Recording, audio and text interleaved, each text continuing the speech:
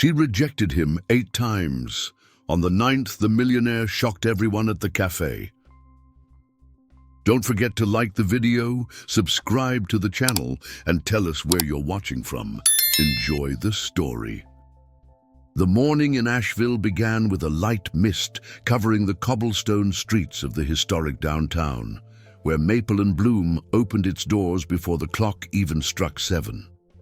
Claire Bennett tightened the navy blue cotton apron around her waist, her hands still cold from the walk over, while her mother Susan had already fired up the industrial stove with swift, practiced movements. The scent of freshly ground coffee filled the cozy cafe, mingling with the buttery aroma rising from a batch of croissants in the oven.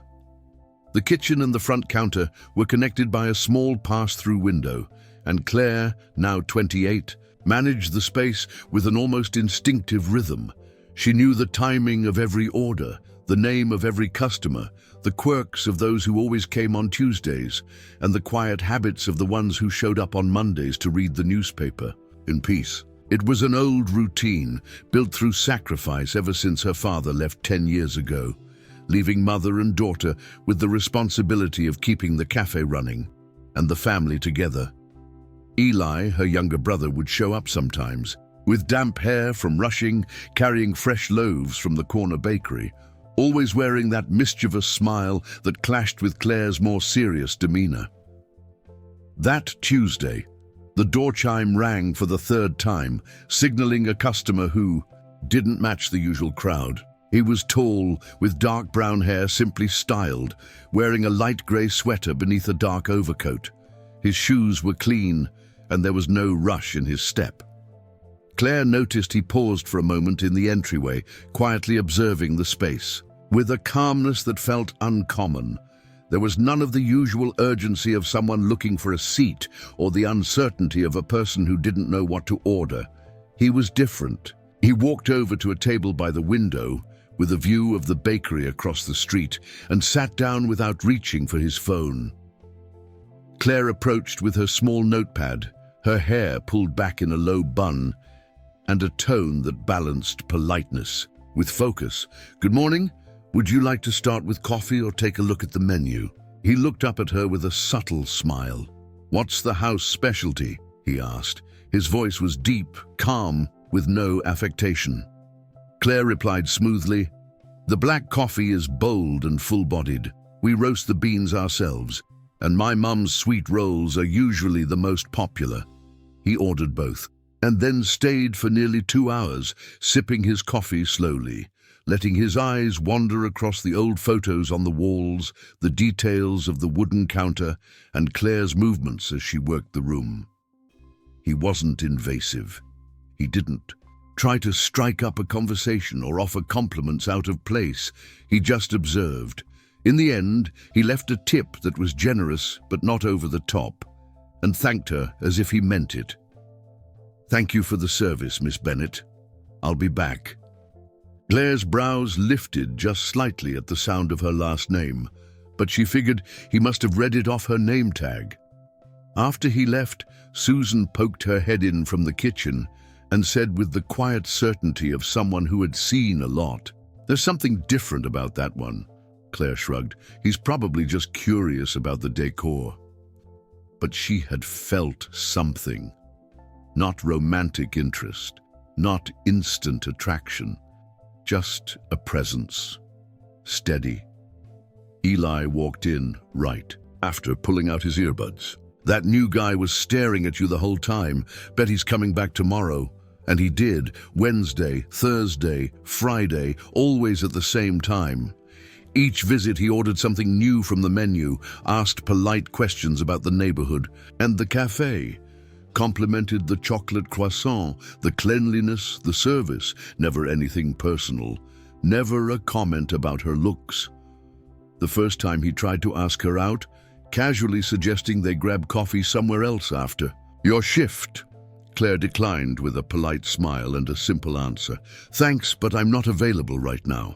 He looked at her respectfully and nodded. Understandable.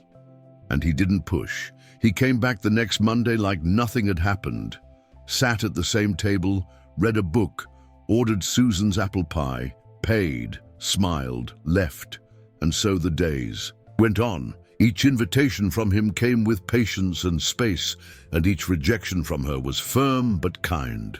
When he asked again a week later, suggesting a walk by the lake one evening, Claire said no for the third time. She said she was tired, but there was hesitation in her voice. In the weeks that followed, Nathan's routine didn't change. The invitations continued, spaced out, subtle, all met with her refusals. The fourth came with a mention of her brother. The fifth, an excuse about inventory at the cafe. The sixth, something about the Sunday farmers market. Nathan never pushed. He didn't joke about it. He just smiled and kept showing up, once even bringing sunflowers on a morning visit, remembering something she had said weeks ago about her grandmother's love for them. That day, Susan leaned over to Claire and said, "That man listens, and men who listen, they're rare." But Claire was still in defense mode. Something in her wouldn't let her make space for more. The eighth time she turned him down, her voice came out sharper, almost cold. "I've already told you I'm not interested, Nathan." And this time, he didn't say anything back. He paid, thanked Susan with a respectful kiss on the hand, and left. The cafe felt quieter after he walked out. Claire found herself wondering why. The air felt different. Eli looked at his sister and said, with no sarcasm, "I don't think he's coming back." Claire didn't answer. But that night, as she locked up Maple and Bloom, she wiped down the table by the window one last time. The one where Nathan always sat. The tablecloth was clean. The chair was in place. The little vase of flowers he'd once complimented was still there, starting to wilt. She stood for a moment longer than usual, gazing through the front window. The street was quiet. The block was still. And in the reflection of the glass, she saw a version of herself she didn't quite recognize. It wasn't fear. It wasn't doubt. It was something more unsettling, regret. But exactly what she regretted, she couldn't yet say. The next morning was colder than expected for that time of year. Claire arrived at Maple and Bloom before even Susan, pushing open the door with an automatic gesture and switching on the lights without much thought. The cafe was silent, and the familiar sounds of the street hadn't yet begun. The baker's bicycle bell, the quick footsteps of neighborhood ladies, the clinking of spoons against glass. None of it had started yet, as if the world itself were waiting for something to be decided. Claire began setting the tables with her usual care, aligning the plates, folding the napkins, and placing the slightly wilted floral arrangements in the center. When she reached the table by the window, she paused. The chair still looked slightly pulled back, as if someone had just gotten up. It was absurd, she knew that. But it was enough to make her set the cleaning cloth on the counter and decide to change the flowers. For the first time in weeks, she wanted something to be different. When Susan arrived, she noticed the change right away. "Sunflowers on the counter?" she asked, one brow raised. Claire just shrugged. The others were wilting. Her mother didn't say anything else, just walked into the kitchen, but the glance she gave Claire before disappearing behind the curtain said more than any words could. Eli showed up a few minutes later, still groggy, carrying fresh loaves and a box of pastries. "He didn't come in yesterday, huh?" he asked while arranging the bread in the display case. Claire, washing cups at the sink, answered without turning her head. "No." The word came out flat, but not firm. Her brother caught the shift in tone. "I thought he came every day." "Yeah, me too." That ended the conversation, but not the thought. Throughout the morning, the regulars filtered in.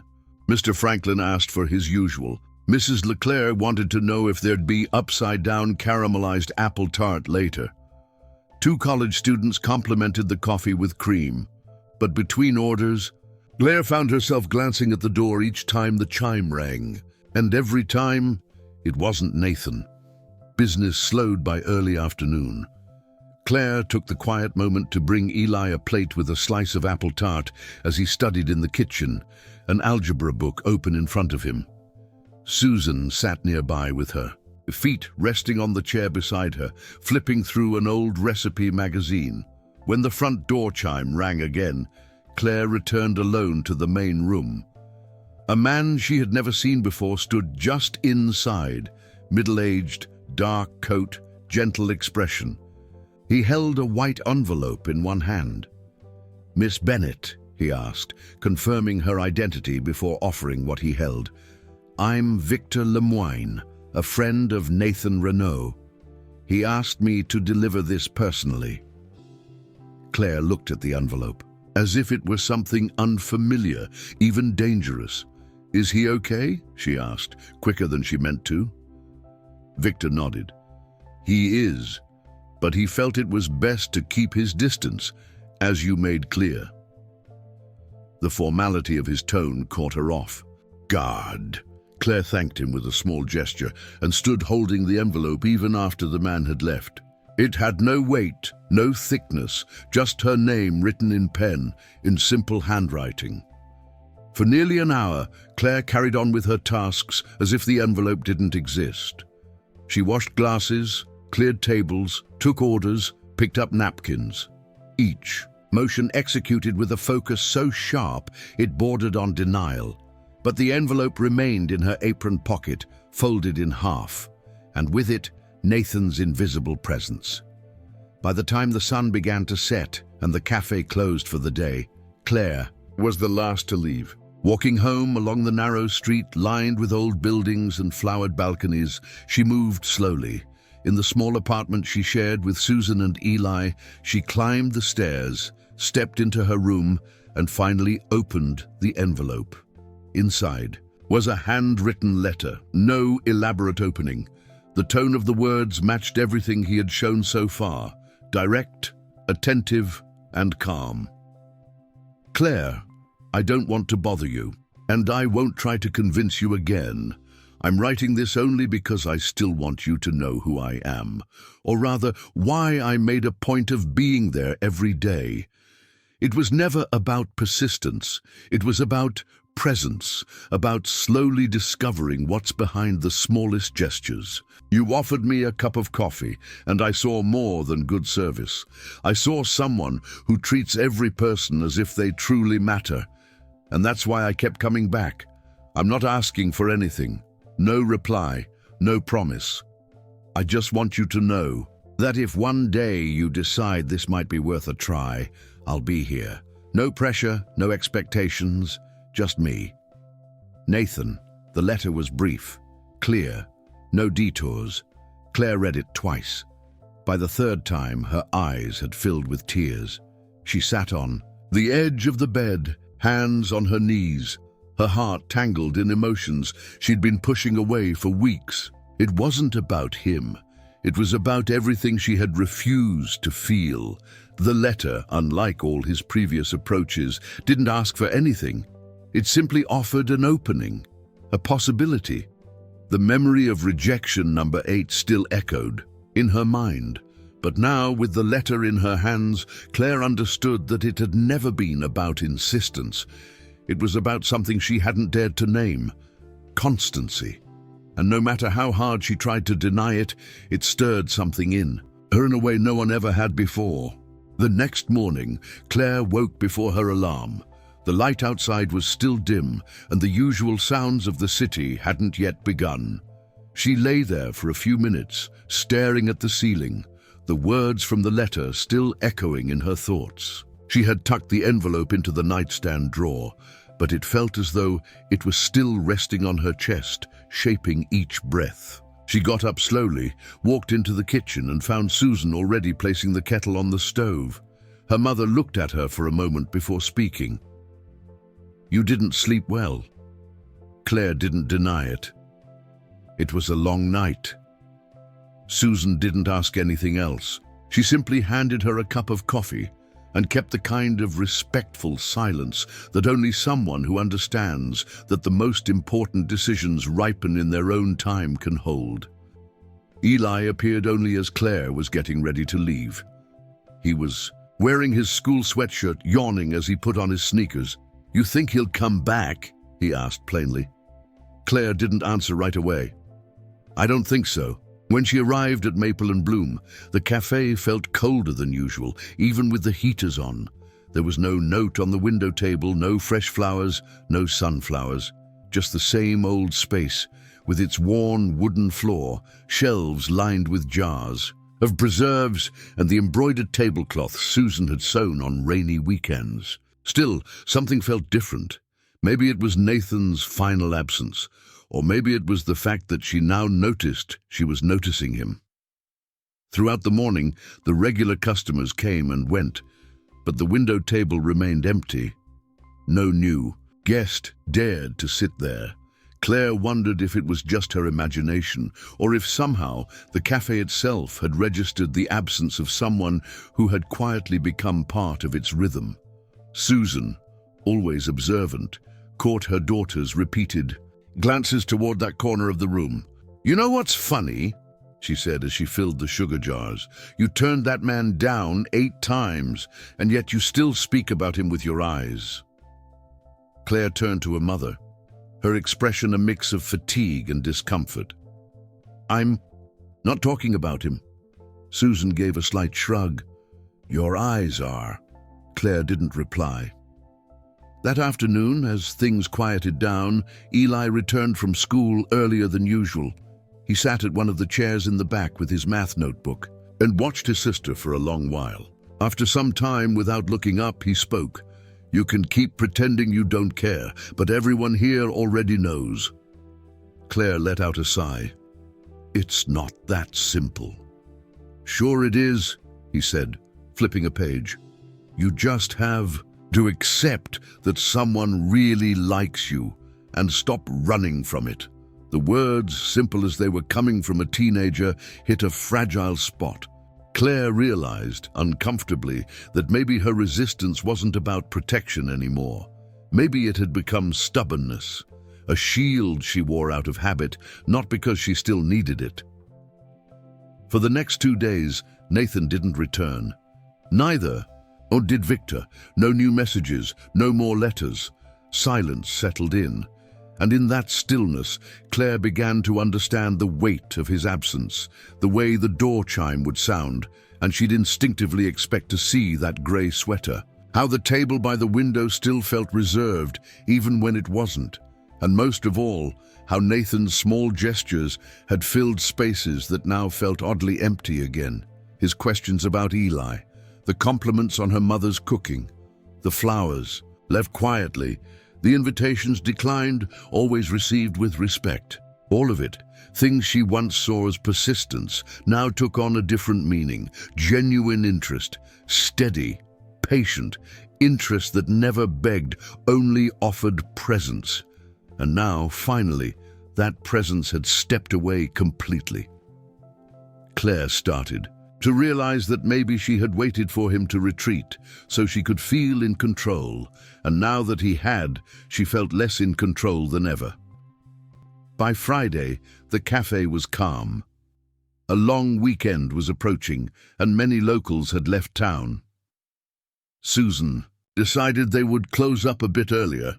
As they cleaned up the tables, Eli stopped beside his sister and asked, "Have you thought about calling him?" Claire shook her head. "I don't have his number." Her brother gave a smirking shrug. "Everyone in Asheville knows where Renault Properties is. You could just show up." The mention of the company felt almost surreal. Claire had never associated Nathan with the image of a businessman, not even after Victor's visit.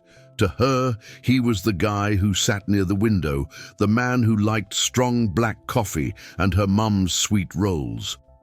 Even with the letter signed in full, she still didn't picture him as the public figure attending meetings and signing contracts.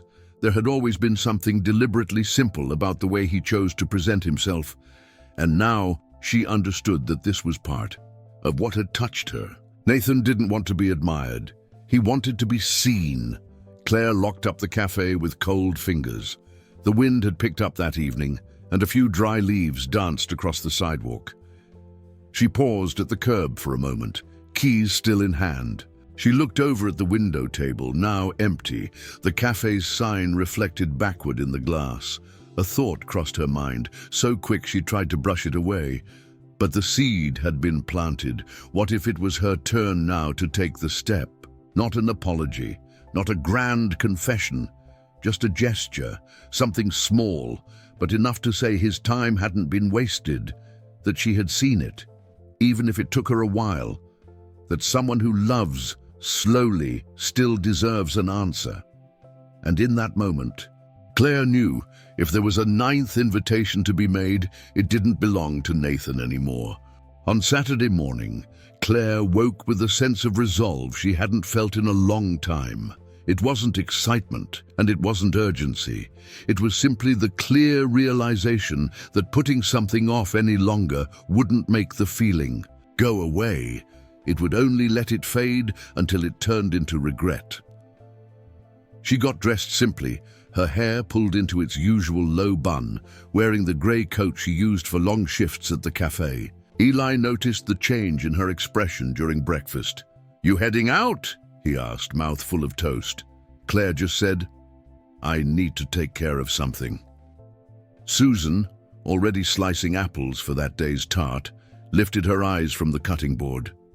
She didn't ask questions, but she watched her daughter walk out the door with the understanding that some choices need to be made in silence.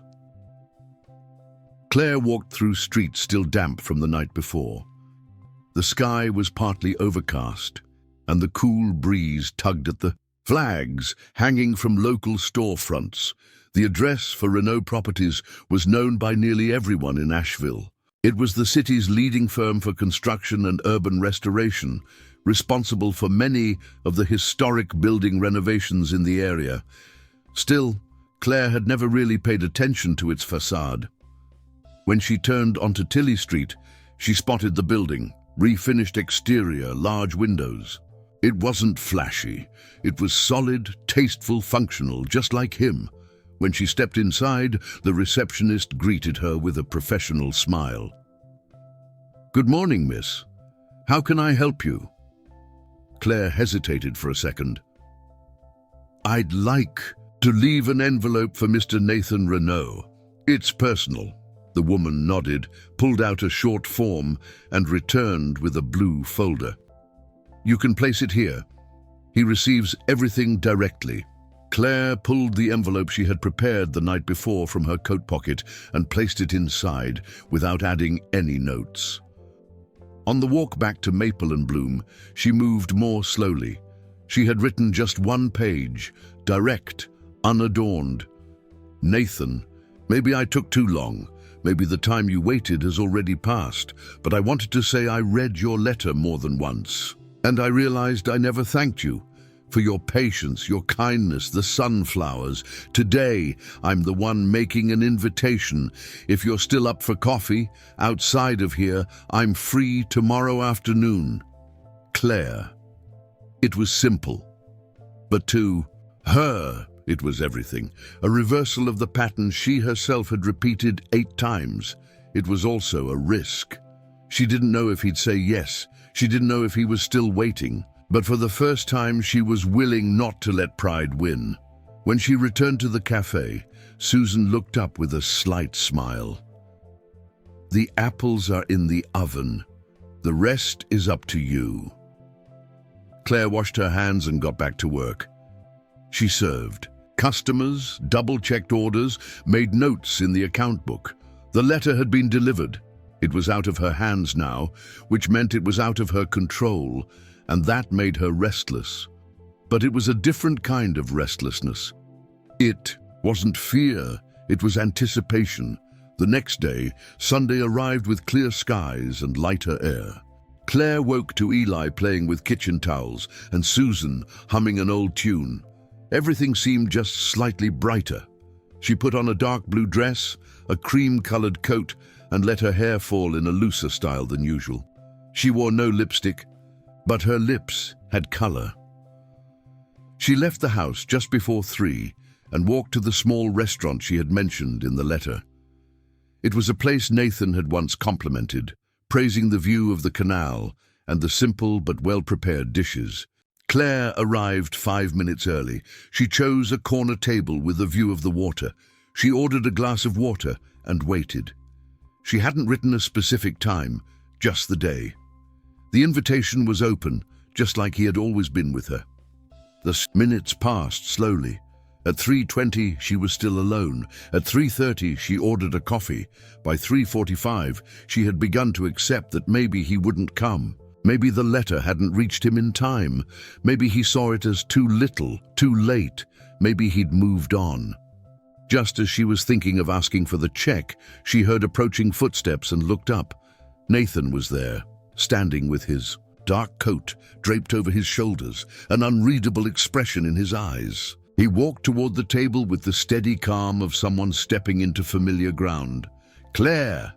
His voice was quiet but clear. "I thought you'd never write." She smiled. "I thought you'd never come back." He sat down, removed his coat, and rested his forearms on the table. For a few seconds, they just looked at each other. There was an entire conversation in that silence. The waiter approached, and Nathan ordered the same coffee he had the very first time he came to, maple and bloom. Once the waiter walked away, he said, "I got your envelope late yesterday afternoon. I was about to leave. I went back just to get it." Claire nodded slightly. "I wanted to write sooner. I just had to understand a few things first." He didn't interrupt. She went on. "It wasn't about you. It was about me. About everything I was fighting against. I thought protecting myself meant avoiding risk, but now I realize that avoiding things also kept me from the good ones." Nathan kept his gaze steady, his face calm, with no expectation.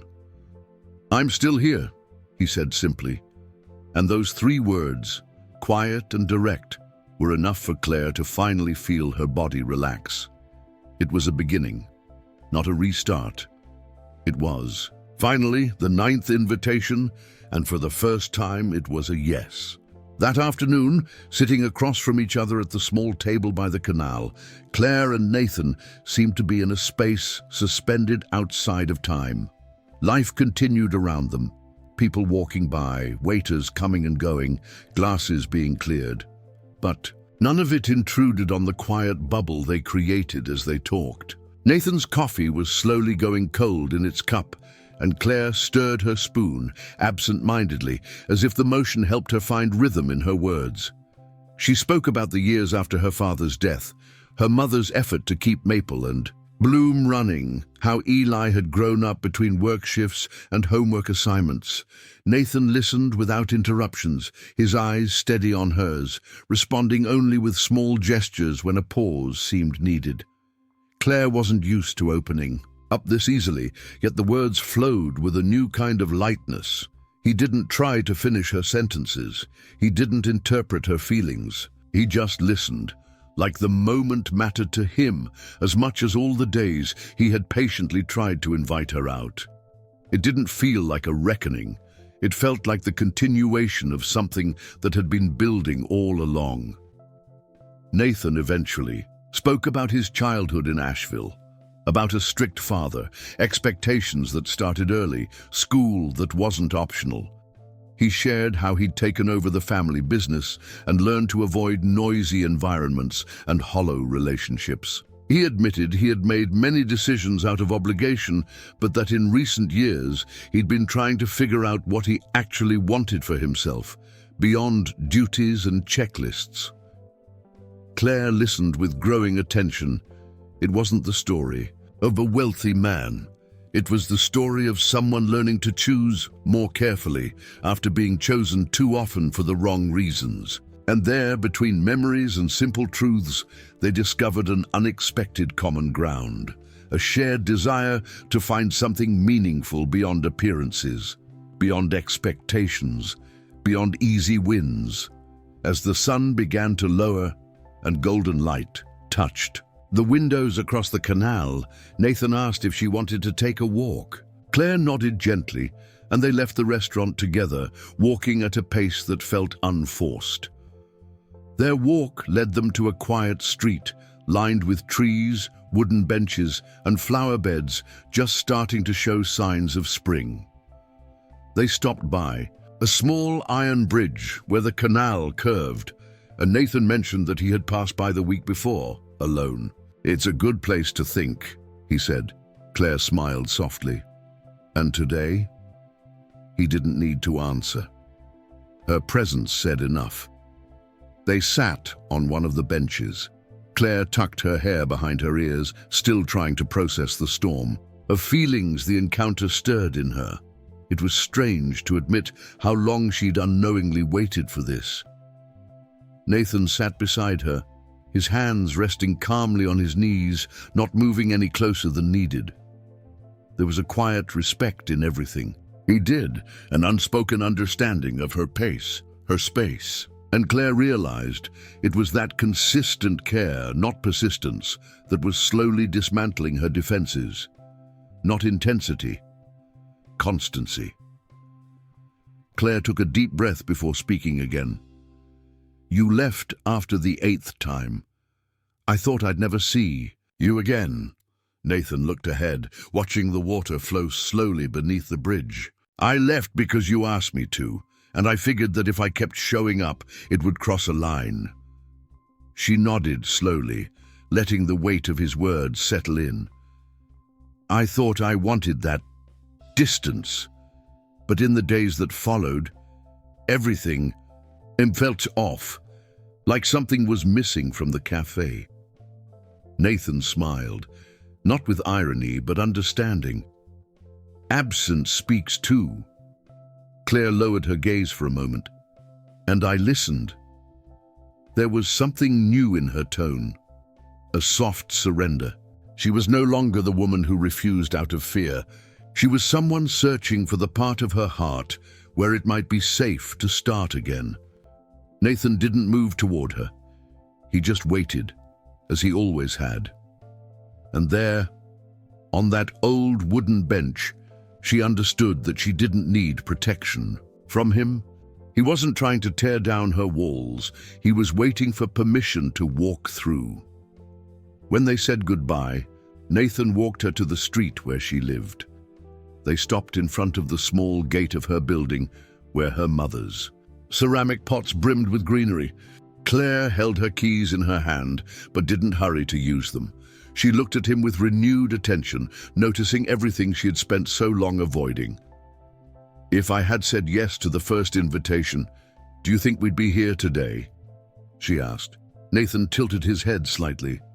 "I don't think so." She raised an eyebrow, surprised. "Why not?" He shrugged lightly. "Because maybe you wouldn't have been ready, and everything would have felt shallow, rushed, less real." Claire stood in silence for a few seconds, letting it sink in. Then she said something even she hadn't expected. "I'm ready now." Nathan looked at her with warmth that didn't demand anything in return, and he didn't touch her. He just smiled, as if he understood that some declarations don't need to be spoken aloud. She turned the key, stepped inside, and climbed the stairs with her heart beating differently. The next day, Maple and Bloom returned to its usual rhythm, but Claire's eyes seemed to have found a new focus. Her movements felt lighter, her silences more present. Susan noticed right away. "It happened?" she asked, while slicing into a fresh batch of tarts. Claire didn't answer with words. She just gave her a look that left little room for doubt. Eli came in not long after school and caught on immediately. "So, he showed up?" His sister laughed. "He didn't just show up. He listened, and so did I." Her brother raised his eyebrows and shook his head with a victorious grin. "I knew it." That afternoon, Nathan didn't come to the cafe, and Claire didn't expect him to. The window table was taken by an older couple, and she didn't mind, because now there was a new place set aside for him, outside the cafe, in the part of her life where stories begin to turn into something real. The next morning, Claire arrived at Maple and Bloom earlier than usual. There was something different in the way she arranged the tables, checked the silverware, wiped the front display glass. It wasn't haste, and it wasn't distraction. It was a more deliberate kind of attention, as if the details she had always known had taken on new meaning. Susan noticed the shift in rhythm even before finishing her first coffee. "It's going to be a good day," she said as she set the kettle on the stove. Claire didn't reply, but she smiled, unable to hold it back. It wasn't a smile for the customers or for her mother. It was something that slipped out between movements, in those quiet moments when her mind drifted back to the conversation from the day before. She had woken up with the memory of the words spoken on the street, of how Nathan spoke without rushing, of how nothing he offered came with pressure. The feeling of being heard with calm and sincerity stayed with her. Even among stacked cups and scribbled down orders, the cafe stayed steadily busy that morning. Some customers noticed the lightness on Claire's face and complimented the pastries with more enthusiasm than usual. One older woman even remarked that she seemed lighter, like something good had happened. Claire only offered a thank you and kept working. The window table was taken by two young tourists laughing over an open map spread across the embroidered tablecloth.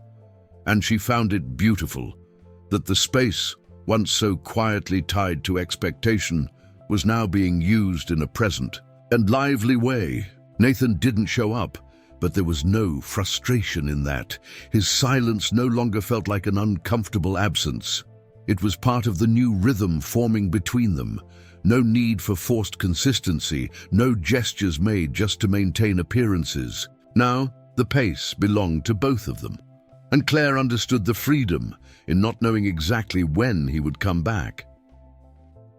During the lunch break, Eli appeared with his workbook and a juice box. He sat on the bench near the kitchen, watching his sister jot down stock notes. After a while, he said, "Seem calmer." Claire smiled, eyes still on the page. "Maybe I am." He kept fiddling with the straw before adding, "I think he's good for you, and he didn't even have to change anything about you." The sentence hung in the air for a few seconds. Claire set the pen down, looked at her brother and replied softly, "He treats me like everything I already am is enough." Eli didn't say anything else. He just opened his juice and went back to copying math equations from his workbook. On the other side of the kitchen, Susan pretended not to listen, but smiled to herself as she pulled a tray of madeleines from the oven. Whatever was happening between Claire and Nathan was still undefined, but it had become tangible to everyone around them. Not through declarations, but through the way Claire seemed to breathe with more ease, as if something inside her finally had room to exist. Later that afternoon, as the cafe quieted down, Claire was surprised by a delivery. A young florist walked in with a small bouquet of sunflowers and a note that read, "To the most enchanting woman in town." No signature, but no question who it was from. She carried the arrangement into the kitchen, where Susan was still organizing ingredients for the next day. "Can I put these on the counter?" she asked plainly. Her mother looked at the bouquet, then at her daughter. "Of course you can. Sunflowers are good for the soul." Claire placed the glass vase between the sugar jars and the drying silverware. It wasn't a showy gesture.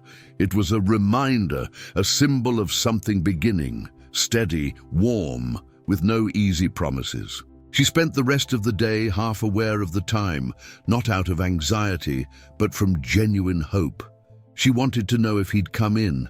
She wanted to see if that sweet gesture was an invitation for something more. But Nathan didn't walk through the door that day, and when Claire closed the register and locked the windows, she understood she no longer needed constant reassurance. The next morning brought the same clear sky as the days before. Maple and Bloom opened with its familiar blend of strong coffee, warm butter, and baked apples. Claire felt a bit more tired, as if the last few days had stirred parts of her that had long been dormant. Still, Her movements were focused, her attention to customers sharper than ever. Around 10, as the cafe settled into its morning rhythm, Nathan arrived. He wore a pale blue shirt and a light jacket. In his hand, he carried a white envelope. Claire spotted him approaching his usual table and went to meet him. There was no tension, no questions. He handed her the envelope casually. "It's just an invitation." She opened it on the spot. Inside were 2 tickets to a small instrumental performance at an old hall in the city, the kind of event he had once mentioned enjoying. "It's tomorrow night, but only if you'd like to." Claire took a deep breath. She didn't need time to think. "I'd like that." And just like that, the space between them began to fill, with small, steady choices, gestures that weren't meant to impress, only to stay. After he left, Susan, who had been watching from a distance, came over with a dish towel in her hand. "So, are you going?" Claire didn't hesitate. "Of course I am." Her mother nodded. "Then pick a nice dress. Not for him, for you." That evening, after the cafe closed, Claire went upstairs and opened the small wardrobe where her older dresses were tucked away. There was one she hadn't worn since her cousin's wedding.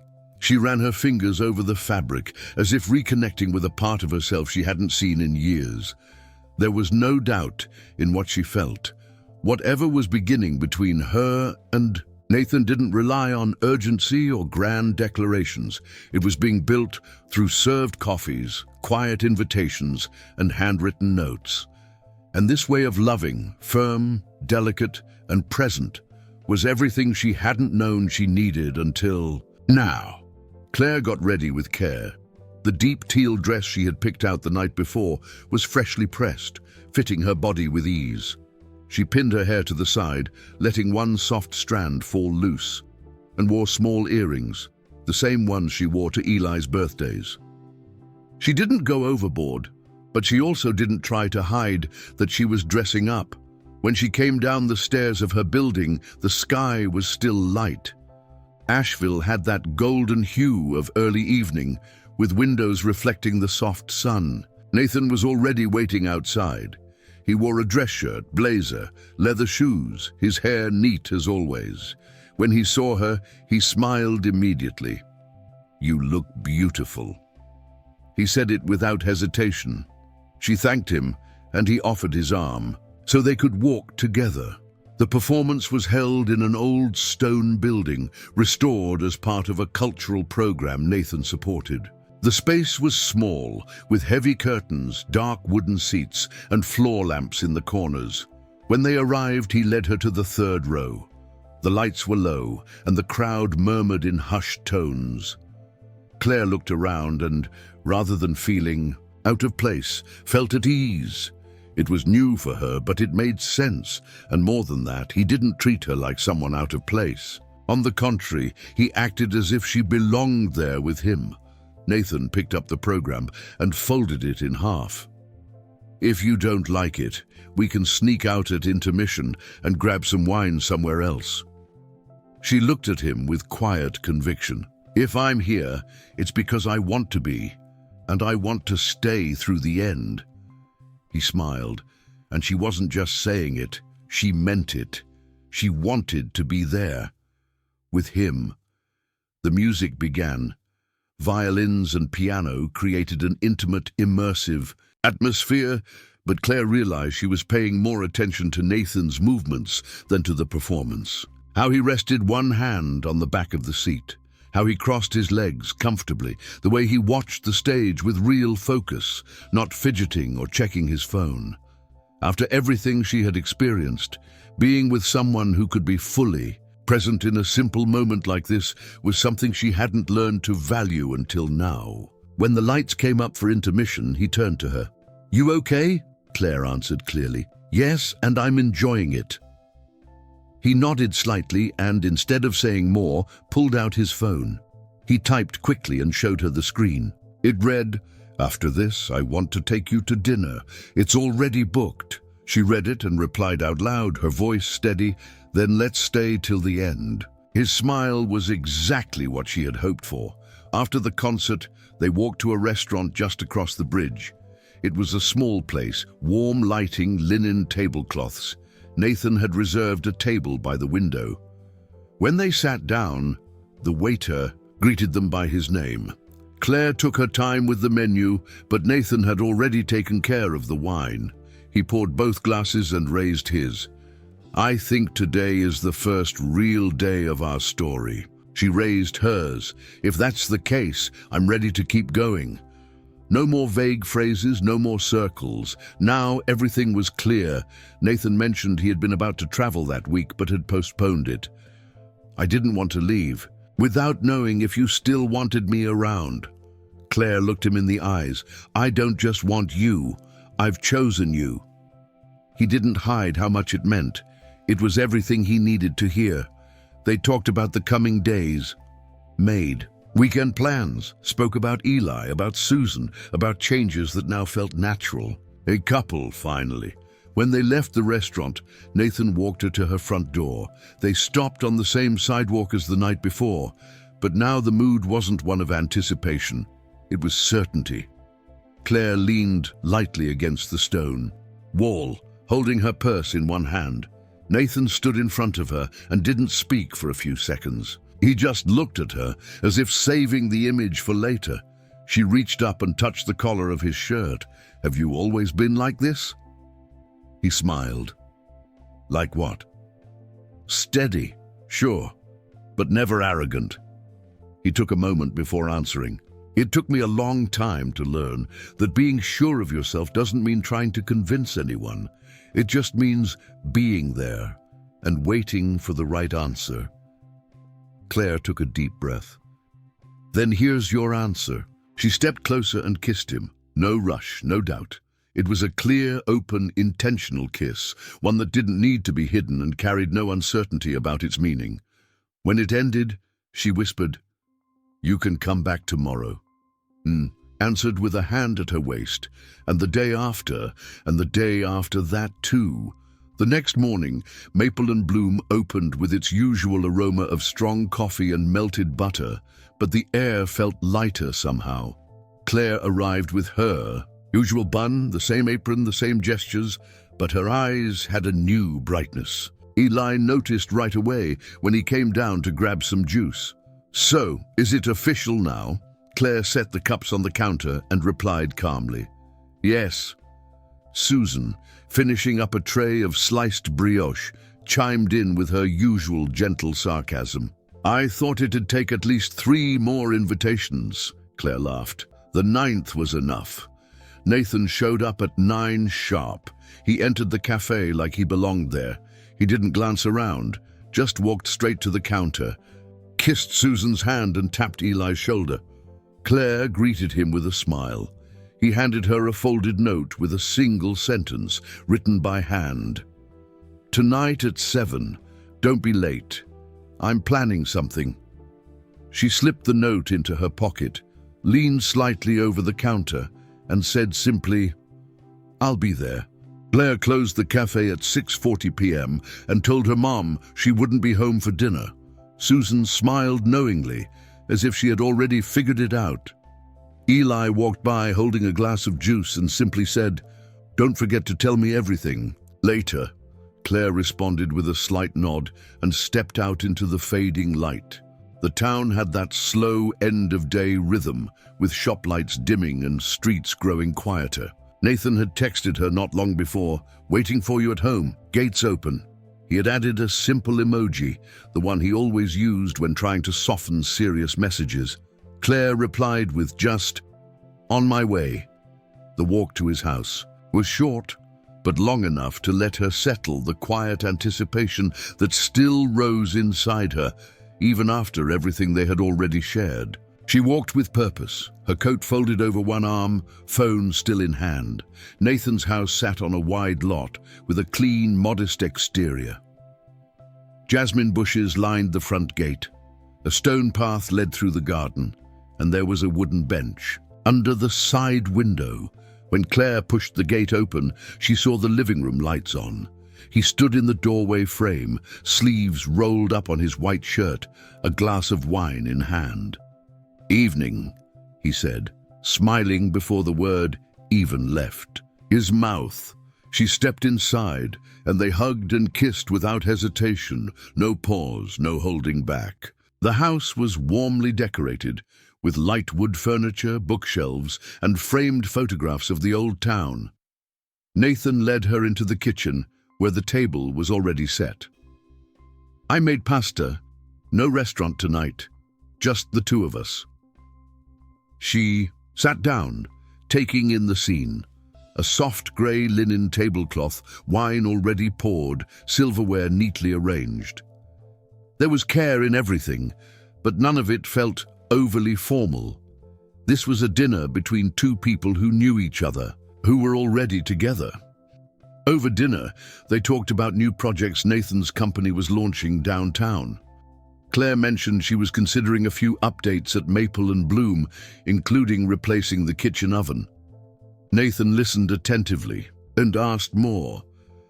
"If you want, I can send an engineer over to check it out. No charge, just so you have an idea of what's possible." She thanked him but said she'd think about it. She liked the independence of the cafe, the pace she had built with effort, but she also knew how to recognize when someone was offering help with no strings attached. After dessert, a simple chocolate cake he'd picked up from her favorite local bakery, they sat in the living room, relaxing on the couch. Nathan poured a little more wine. She tucked her legs up onto the cushion. He brushed a strand of hair behind her ear and said it plainly. "I want you to feel like you're part of my life, not just when you're here, always." She looked at him for a few seconds. "I already do." The nights that followed became more frequent. Nathan would drop by the cafe at closing time or text her to ask if she wanted a ride home. Sometimes he just showed up for an afternoon coffee and stayed until the place cleared out. One day, he took Eli to school. Another, he brought flowers for Susan. The connection went beyond just him and Claire. It was woven through gestures, through presence. They were spending more time together. Dinners, talks, short trips across town, everything seemed to fall into place naturally.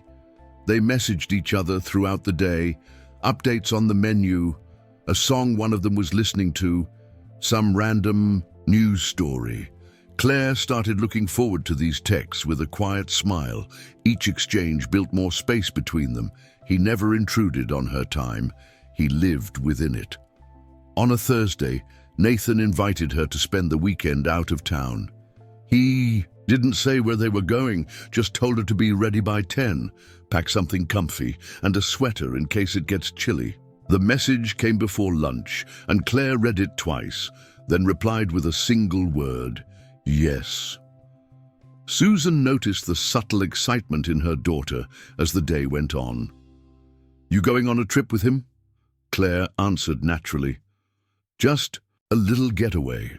But inside, she knew it wasn't just that. It was her first weekend away from the cafe. When she told Eli, he only asked for one thing.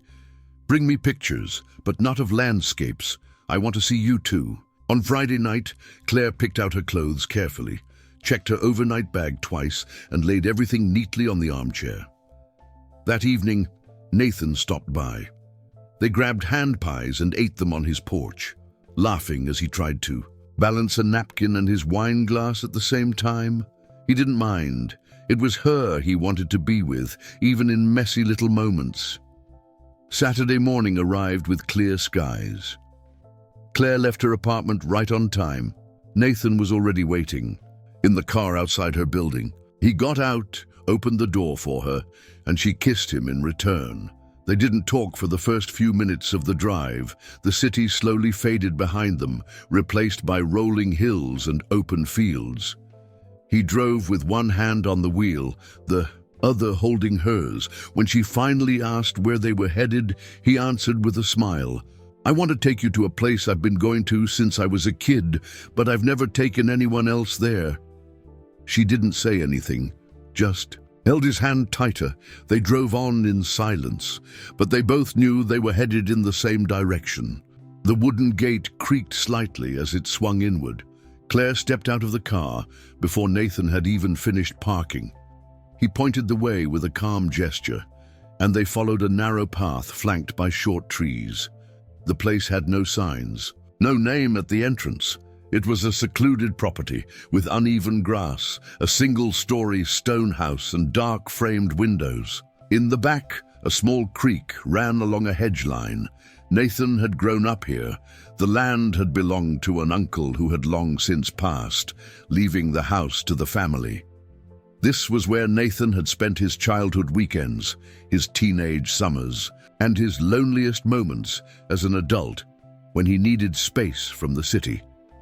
Claire walked slowly, taking it all in. She touched the doorknob, feeling the texture of the wood beneath her fingers. He watched her closely. "I like it here," she said. He answered with a quiet smile before turning the key and opening the door. The inside was simple but tidy. Books stacked in a corner, old photos on a shelf, folded blankets on the couch. The scent of lavender hung softly in the air. Claire stepped in without removing her shoes, moving through the rooms in silence. She paused in front of a black and white photograph, a dark-haired boy hugging a big dog. "That's me with Bear," Nathan said, stepping behind her. She turned her head and let out a quiet laugh. "You look like a totally different kid." He nodded. "I think I was." They spent the morning outside, sitting in white-painted iron chairs. They drank coffee, ate fresh fruit and warm pastries. They talked about music, old movies, things they liked but had never shared. Claire felt like every answer from him came, with no filter, and she didn't hide either. When he touched her hand, it wasn't planned. Nathan suggested a walk up to the top of the hill. The sun was stronger now, and she tied her hair back with an elastic she had tucked in her bag. The trail was short, but required attention. He walked ahead, offering his hand at the steeper parts. At the top, there was a small wooden overlook with a view of the valley. The wind stirred the leaves. Claire stepped to the edge, taking a deep breath. Nathan stood behind her, hands gently resting on her waist. "I thought about bringing you here on our second date," he said. She turned, surprised. "So why didn't you?" He rested his forehead against hers. "You said no." 8 times? Claire laughed. He kissed her right there, facing the open sky. It was a kiss full of presence and calm. Sure, steady, intentional. They walked back in silence. When they returned to the house, Nathan lit the fireplace. The weather had shifted, and a cool breeze swept through the yard. Claire pulled a throw over her legs and settled on the couch. He sat beside her with 2 glasses of wine. "I keep wondering what Eli would say if he saw this place." Claire smiled. "He'd be running around like crazy." Nathan laughed at the image. "I think I'm ready for that." She looked at him, still holding her glass. "Ready for what?" Nathan answered without hesitation. "To have you in my life, for real, with everything that comes with it." His words were natural, but far from casual. Claire didn't reply right away. She leaned her head against his shoulder and stayed there. The wine didn't matter anymore. The fire cracked in a slow, steady rhythm. They hadn't made plans about the future, but they weren't avoiding it anymore either. Later, they cooked a simple dinner together. Pasta, olive oil, garlic. Claire chopped vegetables, while Nathan cleaned up the lunch dishes. Every move between them felt smooth. The small kitchen kept them close, and accidental touches became intentional. When she placed the bowl of food on the table, he wrapped an arm around her waist, kissed her neck, then her shoulder, then lower. There was no rush, but every motion carried meaning. She turned slowly, eyes lowered, lips slightly parted. Nathan cupped her face and waited. And when she moved closer, he understood it wasn't just desire, it was her choice. They went to the bedroom together, with daylight still filtering through the sheer curtains. They undressed slowly, with the ease of 2 people who had already stripped themselves bare emotionally, long before anything physical. Afterward, they lay together for a while without speaking. Claire traced slow lines across his arm. Nathan stared at the ceiling, but all of his attention was on her. When she got up to use the bathroom, he stretched, slipped on a t-shirt, and went to the kitchen for some water. When he returned, she was sitting on the bed with the sheet pulled over her, legs looking out the window. Her hair was still damp, skin warm from the shower.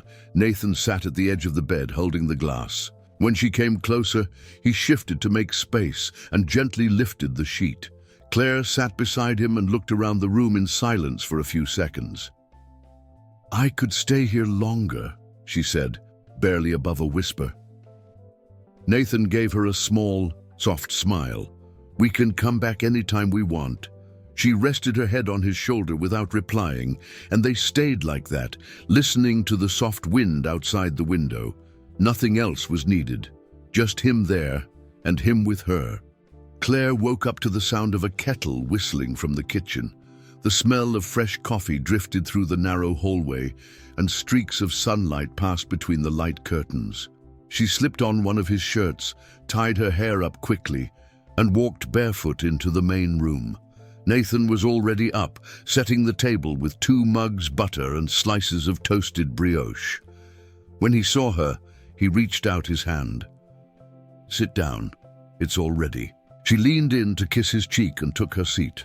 The morning felt like a holiday. No rush, no pending obligations.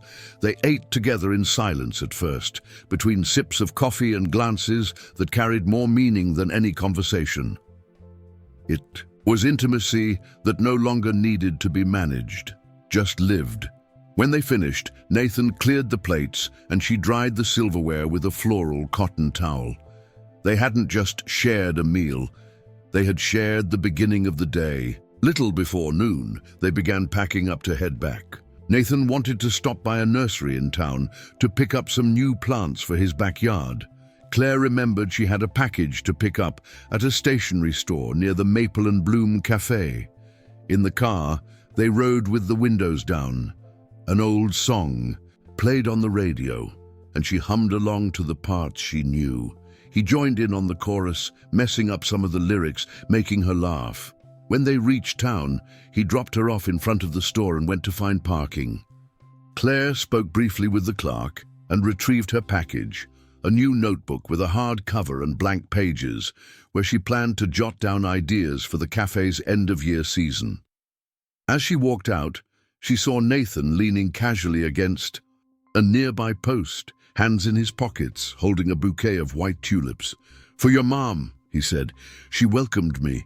This is just my way of saying thank you." She took the flowers, paused for a second, then leaned in to kiss him. At Claire's house, Claudine greeted them naturally. No surprise in her eyes, no unspoken questions in the air. Matteo was playing in his room, and when Nathan walked in, the boy greeted him like he was already part of the Sunday routine. They had lunch together, homemade lasagna that was already in the oven, and spent a few hours on the porch talking about their plans for the upcoming weeks. Nathan mentioned a short business trip scheduled for the end of the month. Claire asked about the timing, the distance, the days. He answered everything calmly. Later in the afternoon, Matteo went upstairs with a book, and Claudine left to visit a friend. The two of them remained in the living room. Claire rested her feet on Nathan's legs as he sat in the armchair with an open book. "Do you ever see yourself living with someone again?" she asked. He paused for a moment. "Only if it's you." Claire had stopped counting the nights she spent at his place. Her apartment had become more of a backup than a home. Her bag often stayed in his closet, her pajamas mixed with his in the drawer, and the scent of her soap filled the bathroom like it had always belonged there. None of it was planned. There was no formal decision. It just happened. Slowly, without needing a conversation, she stayed. On weekends, they cooked together, made grocery lists, debated which pictures to hang in the hallway. It was life as a couple, in motion. Their days weren't visits anymore. They were routine, a routine filled with affection, touch, and the desire to be close. No one doubted where they stood in each other's lives anymore. Nathan seemed more grounded since she'd become a constant presence. He'd come home from work and look for her around the house. Sometimes she was on the couch, other times cooking something simple in the kitchen, her hair tied up, barefoot.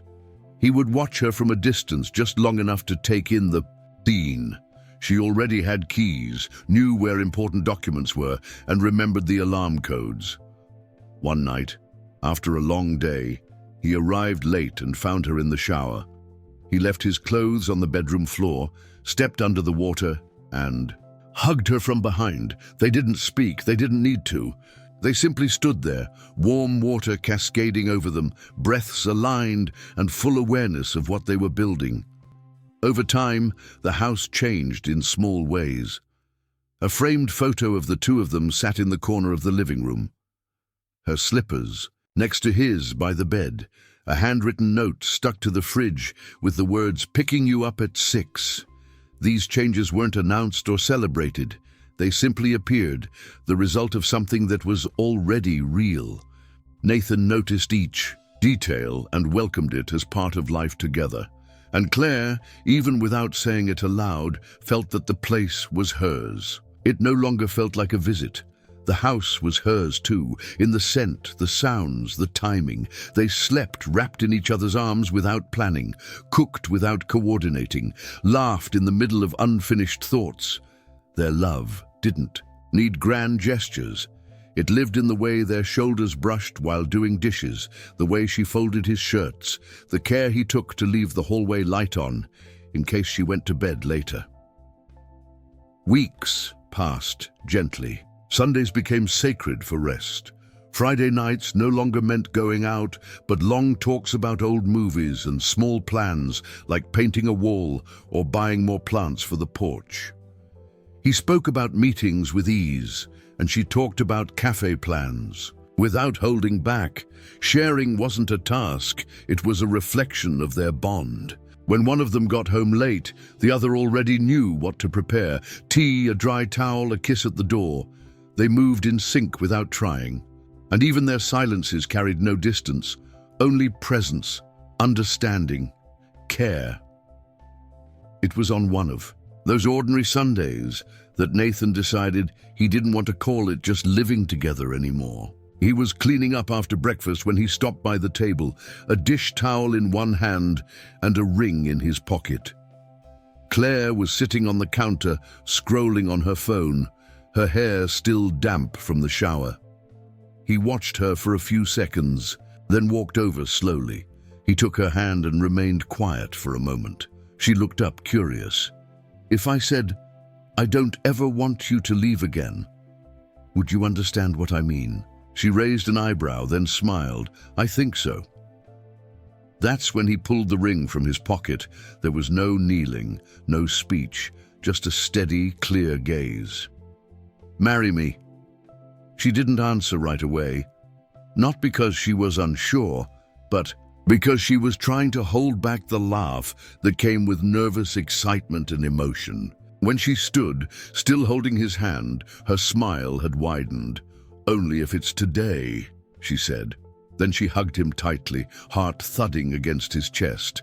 They stayed that way for a long time, wrapped in the certainty that no special setting or witnesses were needed. It was enough. It was love, and it was a choice. The ring slid onto her finger naturally, as if it had been there all along, invisible for months. Then they sat on the kitchen floor, barefoot and with messy hair, talking about dates and ideas, but neither of them was in a rush, because the most important part had already been said and accepted. That night, they made a simple dinner, opened a bottle of wine, and put on soft music in the background. They ate laughing, talking about the future as if they were already living it. Claire wore the ring and occasionally glanced at it, still in disbelief. Nathan looked at her with the kind of eyes that knew exactly what they held. They slept together as they always had, but something felt different.